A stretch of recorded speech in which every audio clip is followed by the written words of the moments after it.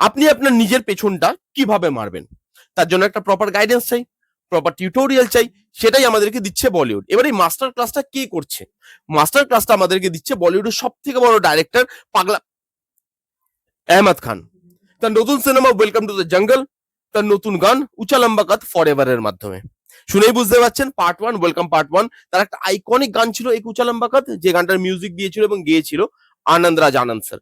সেই গানটাকে রিক্রিয়েট করছে আহমদ খান। এবার এই গানটার রিভিউতে আসার আগে আপনাদেরকে বুঝতে হবে যে এই গানটার নামের পেছনে ফর এভার কেন লাগানো, উঁচা লম্বা কাত ফর এভার কেন?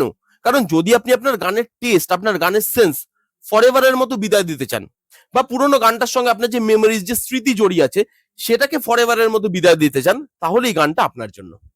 এবং অক্ষয় কুমার একদম ঠিক পথে এগোচ্ছে। অক্ষয় কুমার আমাদেরকে দেখিয়ে দিচ্ছে যে কিভাবে ফিট থাকতে হয়, কিভাবে এত বয়সেও এত খাটনি খাটতে হয়। তার সঙ্গে আমাদেরকে এটাও দেখাচ্ছে যে নিজের ক্যারিয়ারের পেছন, নিজের অডিয়েন্সের পেছন, নিজের ভালোবাসার মানুষের পেছন কিভাবে মারতে হয়। আপনি জাস্ট গানটা শুনুন, পুরোনো গানটা আপনি যদি এখনো পরপর 10 বার শোনেন, আপনার বোর ফিল হবে না। 30 সেকেন্ড শুনে দেখান গানটা, আপনার মনে হবে বাক বাক, এই ফিলিং হবে আপনার। দিশা পাটানি তাকে অ্যাক্টিং এর জন্য নেওয়া হয় না, তাকে যেগুলো দেখানোর জন্য নেওয়া হয় সেগুলো তিনি দেখাচ্ছেন এই গানে, এবং সেটা আপনি প্রপারলি বুঝতে পারবেন। অক্ষয় কুমার সে সাকসেসফুল হতে চাইছে, সে ক্যারিয়ারে আবার কামব্যাক করতে চাইছে, এবং সে ভাবছে এগুলো দিয়ে কামব্যাক করতে পারবে। এক মুখ দাড়ি, হাতে এত বড় বড় বালা, গলায় চেন। আপনি পুরোনো গানটা অক্ষয় কুমারের লুক দেখুন, ওই যে পেছনে বিকিনি পরে মেয়েগুলো আসছে, কালো বিকিনি পরে, সে একটা কালো গেঞ্জি আর একটা কালো জিন্স পরে এগিয়ে আসছে। আপনি অক্ষয় কুমারের লুকটা দেখুন, কি স্লিক, কি লাগছে লোকটাকে। আর এখানে দেখুন পুরো ওটাই লাগছে, সিরিয়াসলি ওটাই লাগছে। কেউ নিজের পেছন এভাবে মারতে পারে আমি স্বপ্নেও ভাবতে পারিনি। তাদের দুজনের কেমিস্ট্রি চকচকে, চোখে দেখা যাচ্ছে না, চোখ ধাঁধিয়ে দিচ্ছে। মেয়েটার জামা কাপড়, দিশা পাটানির জামা কাপড়, আপনি দেখুন উনি কি দেখানোর জন্য এগুলো করছে, আপনি সেটা দেখলেই বুঝতে পারবেন। এবং সেগুলো লোক দেখে দেখে এতটাই হ্যাবিচুয়েটেড হয়ে গেছে, ওগুলো লোক দেখার জন্য ইন্টারেস্ট ফিল করতে পারছে না। যে প্রথমে এটা হতো যে আচ্ছা চলো ভাই দেখছি, কিছু কিছু লোক আছে যারা চোখ গরম করে নেয়, তারাও এখন চোখ গরম করতে পারছে না যে আরো কিছু দেখাও। আপনি ক্যাটরিনা ক্যাফকে দেখেছিলেন পুরোনো গানটায়? সেই গানে তার ড্রেস দেখেছিলেন? এখানে যে দিশা পাটানির পোর্শনটা যেখানে মেনলি গানটাকে রিক্রিয়েট করা হয়েছে, সেই জায়গাটা আপনি শুনুন এবং শুনে আমাকে বলুন সেই জায়গাটা কি বলতে চাইছে, কি বোঝাতে চাইছে।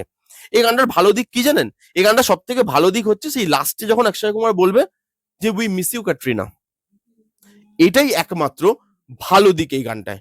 সেই জায়গাটা একমাত্র ভালো লাগছে যে হ্যাঁ, ক্যাটরিনা ক্যাফকে আমরা সত্যি মিস করছি এই গানটা দিয়ে। আমরা পুরোনো গান নিয়ে অনেক কথা বলি, কিন্তু পুরোনো গান যখন রিক্রিয়েট হয়, সেই গানের ধরন যদি এটা হয়, সেই গানের লেভেল যদি এটা হয়, এবং সেটা একটা সিনেমা হলে বসে আমাকে দেখতে হবে, সহ্য করতে হবে, আমি কিভাবে সিনেমাটা দেখতে যাবো এবং কি মেন্টালিটি নিয়ে দেখতে যাব, আমি এখনো বুঝতে পারছি না। I am not prepare for this.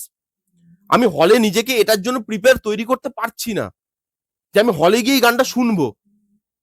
জঘন্য, থার্ড ক্লাস, এবং যে নিজের যে নাম, নিজের যে এতদিনের পরিশ্রম, সেটার পেছন যেভাবে অক্ষয় কুমার মারছে, সেটা জাস্ট ভাবা যায় না। টাকার জন্য একটা মানুষ এত নিচে নামতে পারে? আমরা দেখেছি টাকার জন্য মানুষকে অনেক কিছু করতে, কিন্তু একটা মানুষ যার কাছে টাকার অভাব নেই, সে এতটা নিচে কি করে নামতে পারে?